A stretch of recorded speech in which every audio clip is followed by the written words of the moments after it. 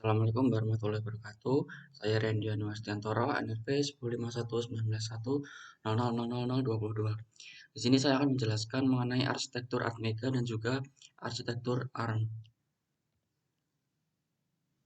Yang pertama yaitu arsitektur Atmega.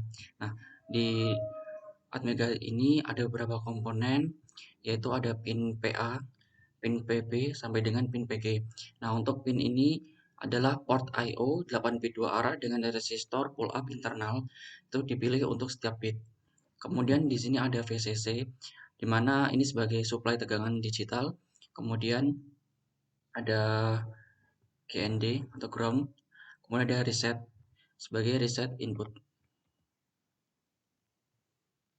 Nah, kemudian ada Xtal 1 dan juga Xtal 2.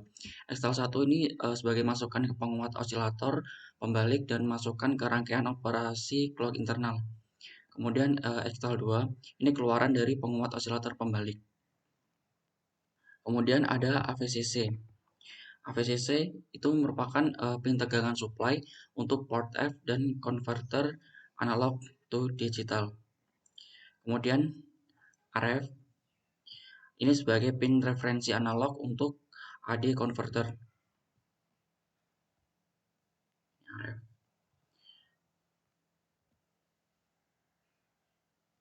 Nah, kemudian ada PEN. Nah, PEN ini merupakan pin pengaktif pemrograman untuk mode pemrograman serial SPI. Kemudian ALU atau Arithmetic Logic Unit.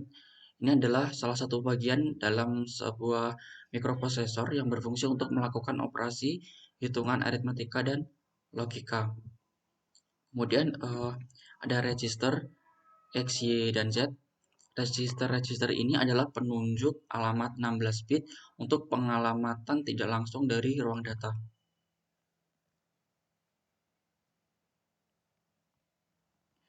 Kemudian ada stack pointer. Stack pointer ini digunakan untuk menyimpan data sementara, untuk menyimpan variabel lokal, dan untuk menyimpan alamat pengiriman setelah interupsi dan panggilan subroutine. Kemudian terdapat EEPROM. Nah, EEPROM ini ketika EEPROM dibaca, CPU diberhentikan selama 4 siklus clock sebelum instruksi berikutnya dieksekusi. Ketika EEPROM ditulis, CPU dihentikan selama 2 siklus clock sebelum instruksi berikutnya dieksekusi. Nah, kemudian di sini terdapat arsitektur dari ARM. Nah, pada ARM, jika kita belum mengaktifkan clocknya, maka peripheral manapun itu tidak dapat diakses. Masing-masing peripheral akan terbagi menjadi dua, ada APB1 atau APB2. Jika menggunakan timer, maka ada PCLK atau power clock. Nah, pada ARM ini bisa menggunakan timing yang berbeda untuk masing-masing pinnya. Sebelum PCLK 1 kita setting, maka APB1 prescaler harus diatur dulu. Sebelum itu juga harus mengatur dari HCLK. Nah, sebelum itu juga harus mengatur AHB prescaler. Kemudian ada sebelum AHB setting sistem clock terlebih dahulu. Nah, kemudian masuk ke multiplexer.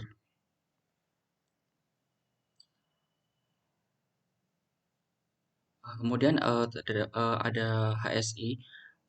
HSI itu adalah clock internal untuk masing-masing APB. RTC dapat menggunakan konsep dari LSI. Di sini dapat menggunakan internal maupun external clock atau PLL. Nah, jika PLL kita menggunakan overclock, misal clocknya 25 MHz, bisa dinaikkan hingga 75 MHz. Untuk RTC ada eksternal sendiri. Jadi di ARM itu memiliki clock yang berbeda-beda antara clock yang kita gunakan untuk GPIO, RTC, ataupun untuk I2S.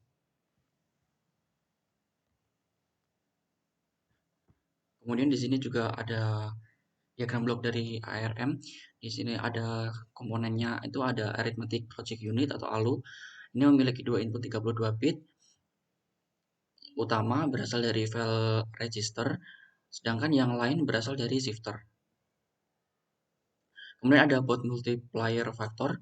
Faktor pengali memiliki 3 input 32 bit dan input kembali dari file register. Kemudian ada both algorithm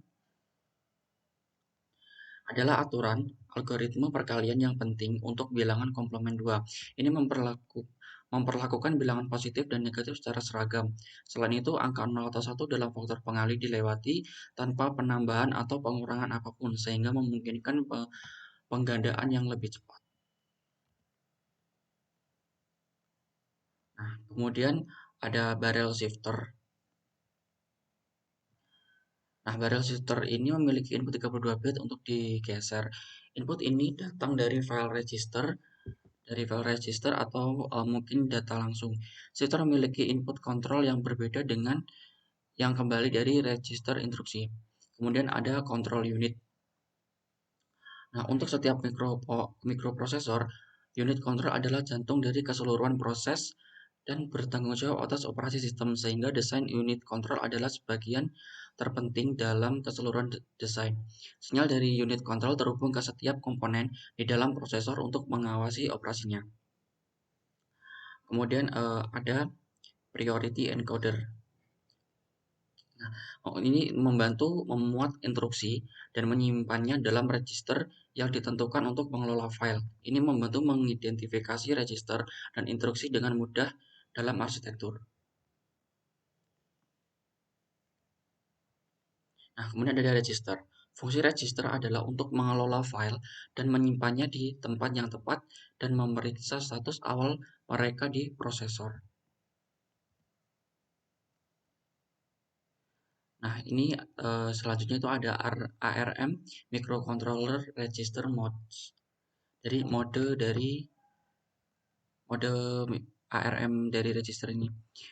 Yang pertama itu ada mode user, adalah mode normal yang memiliki jumlah register paling sedikit. Itu tidak memiliki SPSR dan memiliki akses terbatas ke CPSR. Kemudian ada FIQ dan IRQ. FIQ dan IRQ adalah dua mode CPU yang menyebabkan interupsi. FIQ sedang memproses interupsi dan IRQ adalah interupsi standar. Mode FIQ memiliki tambahan 5 register miring untuk memberikan lebih banyak fleksibilitas dan kinerja tinggi ketika interupsi kritis ditangani. Kemudian ada SVC mode. Mode supervisor adalah mode interupsi perangkat lunak prosesor untuk memulai atau mengatur ulang. Selanjutnya ada undefined mode. Undefined mode ini menjebak ketika instruksi ilegal dieksekusi. Inti ARM terdiri dari bus data 32 bit dan aliran data yang lebih cepat. Kemudian ada thumb mode, ada alarm mode thumb, data 32 bit dibagi menjadi 16 bit dan meningkatkan kecepatan pemrosesan. Kemudian ada thumb 2 mode. Dalam mode thumb 2 ini instruksi dapat berupa 16 bit atau 32 bit dan ini meningkatkan kinerja dari microcontroller.